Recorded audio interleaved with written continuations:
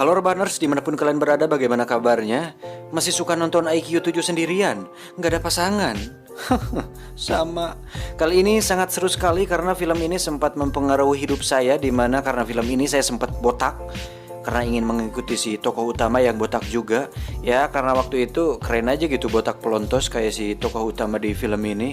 Tapi ternyata ekspektasi tidak sesuai realita. Saya malah mirip Saitama, anjir, nyesel saya. Jadi film ini berjudul Hitman Agent 47, dirilis tahun 2015 dengan rating yang nyaris di bawah rata-rata, yaitu 5,7. Tapi cukup keren sih buat saya pribadi. Ya mungkin karena dialog yang kurang matang dan alur yang terkesan buru-buru, tetapi secara keseluruhan sih seru sih. Ya udah, langsung saja kenakan handsfree, simetriskan posisi rebahan. Selamat menonton dan cekicrot.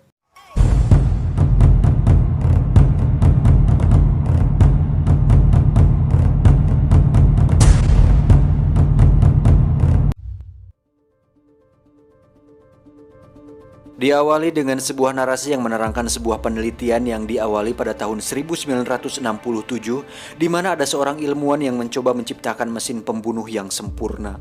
Eksperimen itu berhasil dan subjek yang berhasil tersebut dinamakan agent. Mereka, para agen ini adalah manusia yang tidak memiliki rasa takut, emosi, dan penyesalan. Namun karena banyaknya korban yang berjatuhan dan banyak oknum yang menyalahgunakan agen tersebut, sang ilmuwan merasa menyesal dan akhirnya dia menghancurkan semua penelitiannya. Si ilmuwan dan para agen sendiri menghilang entah kemana. Masalahnya adalah ada seorang pria bernama Antoine yang mencoba melakukan penelitian tersebut dengan tujuan untuk menciptakan mesin pembunuh seperti agen dan akan digunakan untuk kepentingan pribadi. Tapi karena dia selalu gagal, maka jalan satu-satunya adalah dengan mencari si ilmuwan untuk menanyakan langsung apa rahasia penelitian tersebut. Satu-satunya petunjuk untuk menemukan si ilmuwan adalah seorang gadis yang merupakan anak kandung dari si ilmuwan tersebut. Gadis itu bernama Katia. Untuk itu Antoine menugaskan seorang pria bernama Del Riego untuk melacaknya. Dan kisah akan dimulai dari sini.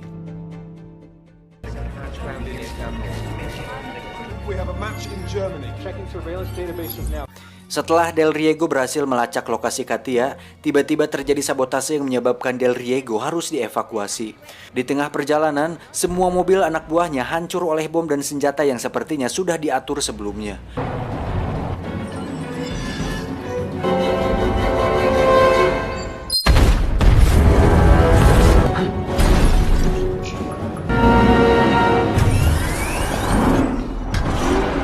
Saat berhasil masuk bunker pribadinya, dia pun menyuruh operator untuk melihat situasi. Namun tak diduga, para operator itu sudah tewas. Dan kedua anak buahnya pun tewas juga. Dan ternyata, itu semua dilakukan oleh hanya satu orang pria, dan orang itu adalah Agent 47.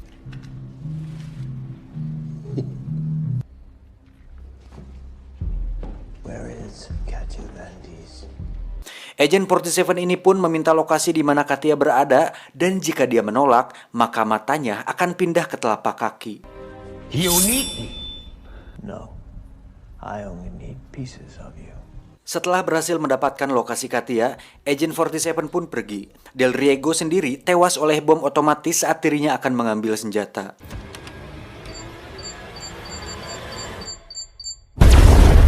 Dari situ terjadi pertarungan jarak dekat antara Agent 47 dengan beberapa anak buah Del Riego yang tersisa. Namun mereka semua tewas dengan mudah. Dan adegan ini nampak seperti adegan John Wick, di mana dia menggunakan senjata api namun dalam jarak dekat. Dan saya sedikit penasaran, jika Agent 47 diadu dengan John Wick, kira-kira menang siapa ya? Tetap menang Saitama sih. Dan inilah Agent 47.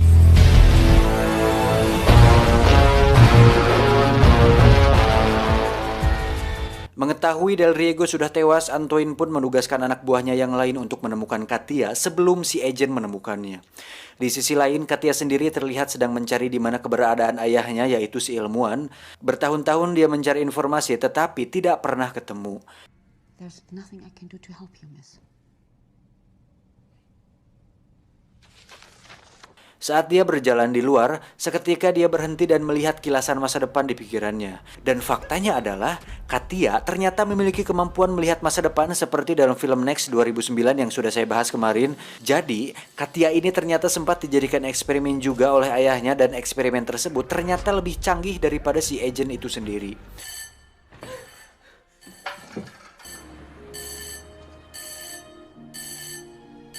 Di sisi lain, Agent 47 terlihat sedang memasuki kamar hotel untuk istirahat. Terlihat dari tas yang dia bawa, isinya adalah bermacam senjata api yang nampak seperti senjata mahal milik John Wick. John Wick mulu anjir, susah cuy karakter kuat John Wick sebagai pembunuh bayaran kayaknya udah terlalu kuat gitu. Setelah melakukan identifikasi wajah secara otomatis, Agent 47 pun memutuskan untuk istirahat.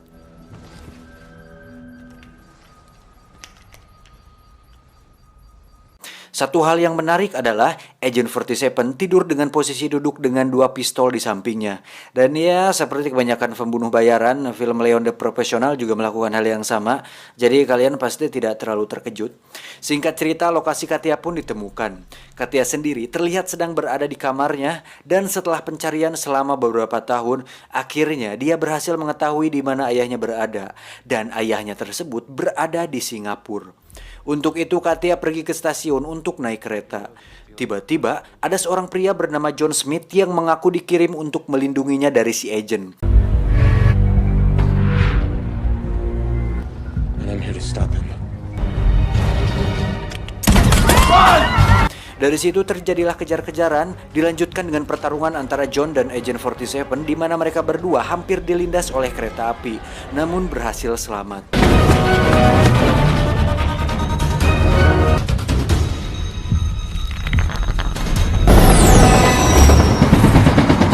Setelah berada di mobil, mereka pun memutuskan untuk kabur. Namun, Agent 47 tidak menyerah begitu saja. We've been sent to protect.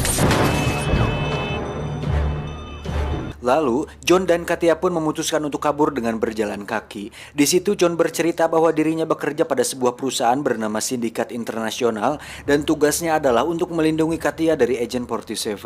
Setelah tidak ada pilihan lain, John dan Katia pun memutuskan untuk masuk ke gedung kedutaan dan terpaksa harus ditangkap oleh pihak keamanan di sana.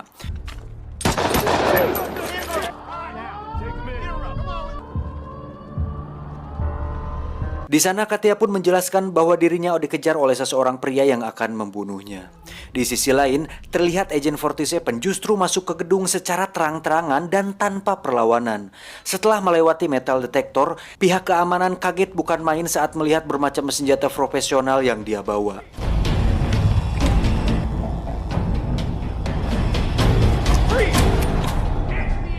Agent 47 pun terlihat sudah berada di dalam ruangan interogasi. Ini adalah Mr. Sanders, dia pun mencoba menginterogasi Agent 47 untuk mengetahui siapa dia. Namun Agent 47 justru memainkan psikologinya di mana Mr. Sanders dibuat emosi sehingga memasukkan peluru ke senjatanya dan mengatakan untuk jangan main-main karena kau sedang terkunci di sini bersamaku. Agent 47 pun menjawab, "No, Mr. Sanders, kau yang terkurung bersamaku." Lalu aksi slow motion keren pun terjadi. No, Mr. Sanders, you are locked in here with me.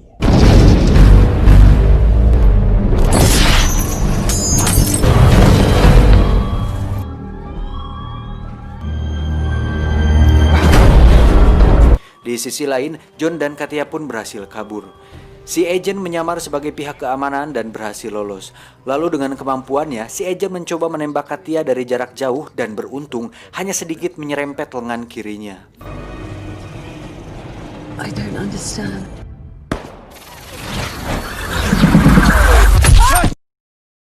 Tiba di hotel, John pun menceritakan bahwa dia menemukan berkas-berkas ayahnya di kantornya dulu.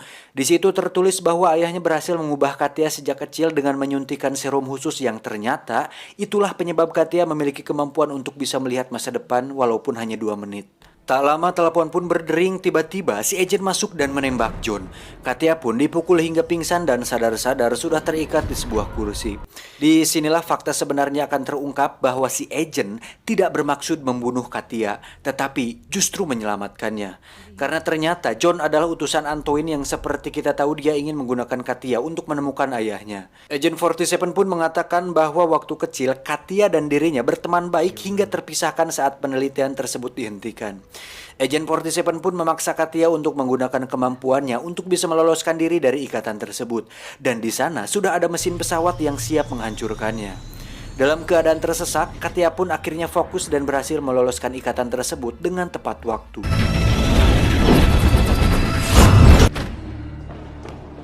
That took you too long. What am I? You're the same as me, only better. Selesai dengan itu, mereka berdua pun dikepung oleh anak buah Antoine. Dan yang mengejutkan adalah John Smith ternyata masih hidup. Hello, Katya.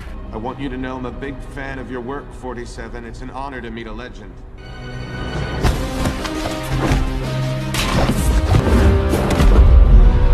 I'm better. Say it. Say it!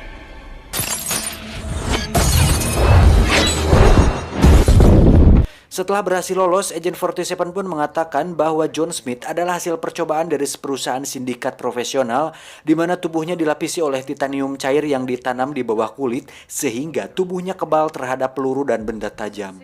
Mereka pun segera pergi ke Singapura saat itu juga. Di sisi lain, Antoine pun mendesak agar John secepatnya menangkap Katya dan segera mendapatkannya kembali.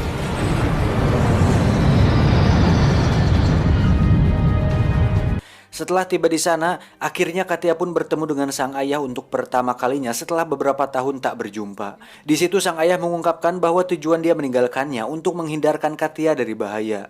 Tak lama, muncullah anak buah Antoine, tetapi mereka berhasil selamat dengan menggunakan sebuah mobil merah yang keren.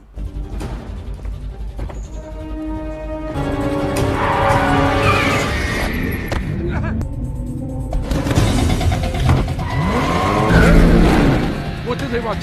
More of me.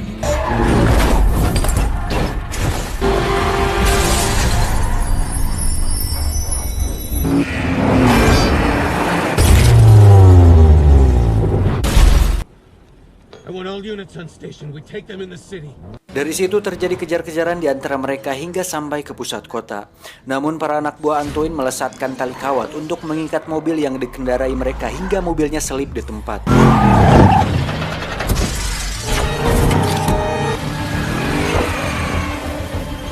Agent 47 pun turun dari mobil lalu menembaki mereka semua.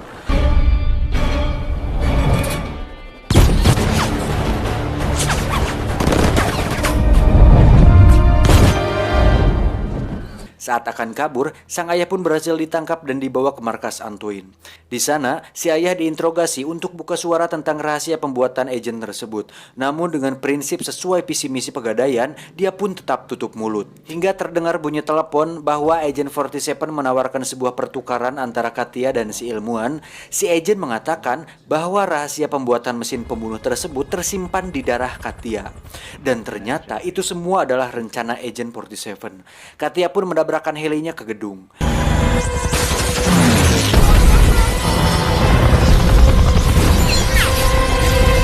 Saat Antoine akan diamankan, Agent 47 terlihat sudah berada di sana. Kembali terjadi pertarungan antara John Smith dan si agent. Dengan tubuh titaniumnya, membuat Agent 47 sedikit kesulitan mengalahkannya. Namun ternyata ada satu kelemahan yaitu listrik. Si agent pun membuat John Smith tersetrum.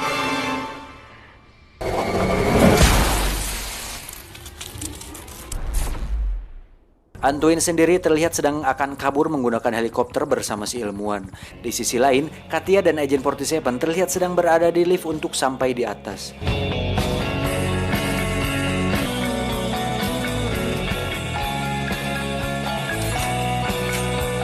Saat sampai, mereka berdua langsung menghabisi anak buah Antoine. Namun ayahnya berhasil dibawa kabur oleh Antoine.